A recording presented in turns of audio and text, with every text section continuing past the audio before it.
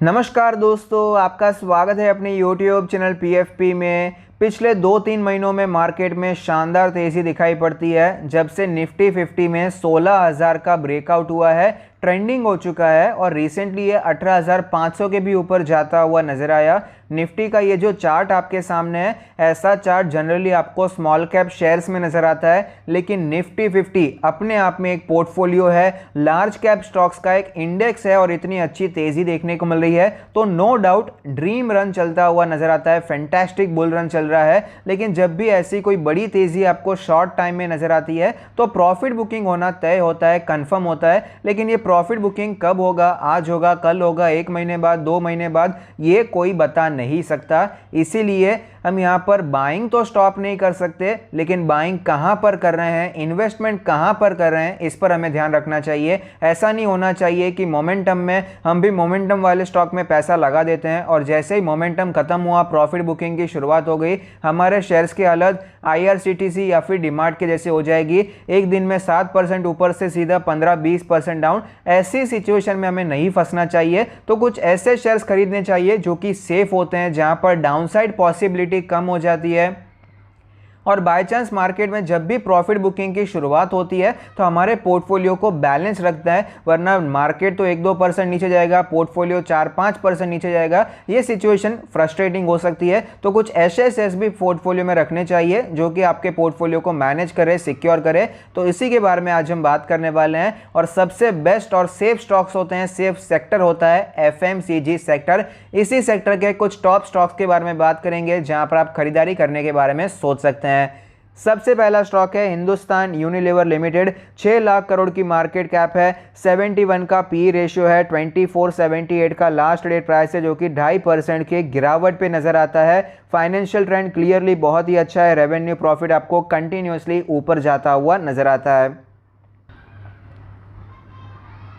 Stock के chart पर हमें क्लियरली नजर आता है कि स्टॉक में एक अच्छी खासी गिरावट देखने को मिली है। 2800 के ऊपर ट्रेड करा था और कंटिन्यूसली नीचे आ चुका है। पिछले 2 दिनों में आप देख पाएंगे 2700 के ऊपर चला गया था और फिलहाल ही आपको 2500 के नीचे नजर आता है। कंपनी के रिजल्ट्स आए थे, रिजल्ट्स मार्केट को अच्छे नजर नहीं आए हैं तो गिरावट देखने को मिल रही है। लेकिन स्टॉक अभी एक अच्छे लेवल पर आ चुका है जहां पर आप खरीदारी करने के बारे में सोच सकते हैं। डाउन साइड रिस्क यहां से बहुत ही ज़्यादा कम हो चुका है। इसका जो ट्रेंड है अपने 200 डेज के मूविंग एवरेज को फॉलो करता है, उसके जस्ट नीचे जाता है, कई बार उसी के आसपास सपोर्ट लेता है और वापस आपको तेज़ी कंटिन्यू रहती हुई नजर आती है और फिलहाल उसी लेवल को ये अप्रोच करता हुआ नजर आता है। तो यहाँ पर आप खरीदारी कर सकते हैं। वीकली चार्ट के बारे में बात करें तो आप देख पाएंगे वीकली चार्ट पर 50 वीक्स का मूविंग एवरेज, जो कि इसका एक इंपॉर्टेंट सपोर्ट है, इसी लेवल के आसपास आ चुका है। मंथली चार्ट के बारे में बात करें तो अपने 20 मंथ्स के मूविंग एवरेज के आसपास से सपोर्ट लेता है, ऊपर जाता है और ओवरऑल ही आपको 1-2 साल से स्लो होता हुआ नजर आया। 2020 में भी कोई बड़ा मोमेंटम देखने को नहीं मिला, 2019 में भी एक्चुअली कोई बड़ा मोमेंटम नहीं हुआ था और 2021 में फिलहाल हमें ब्रेकआउट वाली सिचुएशन दिखाई पड़ रही थी, लेकिन ऐसा नहीं हुआ। वापस यहाँ पर गिरावट देखने को मिल रही है, सस्टेन नहीं हो पाता है, लेकिन ये एक अच्छा स्टॉक है जहाँ पर आप खरीदारी कर सकते हैं। आपके पोर्टफोलियो को ये स्टेबिलाइज कर देगा। जब भी मार्केट में बहुत बड़ी गिरावट हो जाएगी तो ये स्टॉक आपके पोर्टफोलियो को संभाल लेगा। और जनरली आपने देखा भी होगा, मार्केट में ट्रैक आप करते हैं तो आपको पता होगा कि अगर गिरावट होती है, मार्केट में प्रॉफिट बुकिंग होती है, तो जनरली FMCG स्टॉक्स में आपको बाइंग होती हुई नजर आती है। जब भी ऐसा डर होता है मार्केट में कि मार्केट अभी यहाँ से 2-4%, 5% गिर जाएगी, तो FMCG स्टॉक्स में बाइंग शुरू हो जाती है, क्योंकि ये सेफ स्टॉक माने जाते हैं। तो यहाँ पर करंट मार्केट प्राइस पे आप एक्यूमुलेट करने के बारे में सोच सकते हैं। दूसरा स्टॉक है कोलगेट। 45,000 करोड़ की मार्केट कैप है, 42 का पी रेशियो है, 1613 का लास्ट ट्रेड प्राइस है, जो कि 1.37% की गिरावट पे अवेलेबल है। फाइनेंशियल ट्रेंड आप देख पाएंगे, रेवेन्यू प्रॉफिट आपको डिसेंट तरीके से ग्रो होते हुए नजर आते हैं।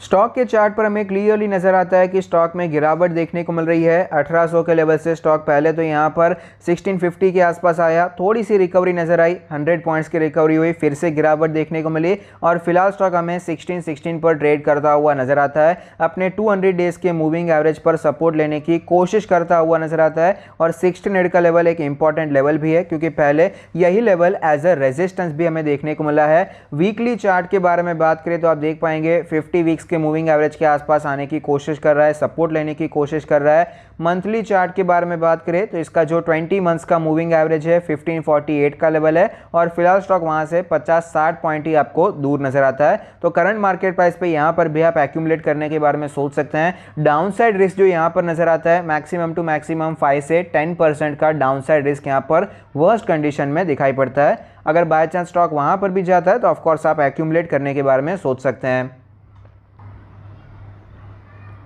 तीसरा स्टॉक है डाबर इंडिया। 1 लाख करोड़ की मार्केट कैप है, 60 का पी रेशियो, 592 का शेयर प्राइस है, 2% की गिरावट पे अवेलेबल है। फाइनेंशियल ट्रेंड आप देख पाएंगे बहुत ही अच्छी ग्रोथ नजर आती है। रेवेन्यू प्रॉफिट हमें डिसेंट तरीके से ग्रो होते हुए नजर आए हैं। स्टॉक के चार्ट पर हमें क्लियरली नजर आता है कि 650 के लेवल से स्टॉक में गिरावट देखने को मिल रही है। फिलहाल ये स्टॉक 593 के आसपास ट्रेड कर रहा है। अपने 100 डेज के मूविंग एवरेज को आज ही इसने तोड़ने की कोशिश की है और एक्चुअली उसके नीचे ये क्लोज भी हो चुका है।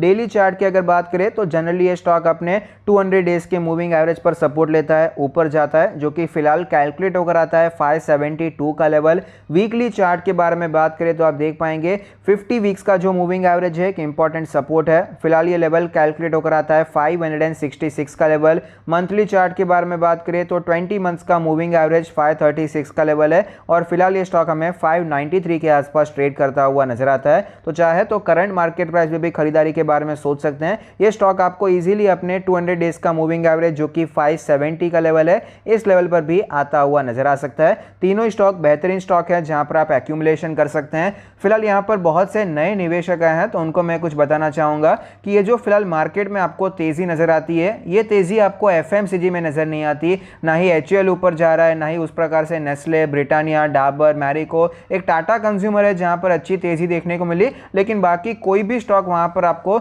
इतना ज्यादा ऊपर जाता हुआ नजर नहीं आता। तो जनरली ऐसा ही होता है जब बुल मार्केट बहुत ही तेजी में होता है। जब मेटल स्टॉक्स परफॉर्म करते हैं तो समझ लीजिए एफएमसीजी परफॉर्म नहीं करेगा, क्योंकि अभी साइक्लिकल सेक्टर का टाइम चल रहा है और एफएमसीजी वेदर स्टॉक है, ऑल वेदर स्टॉक है।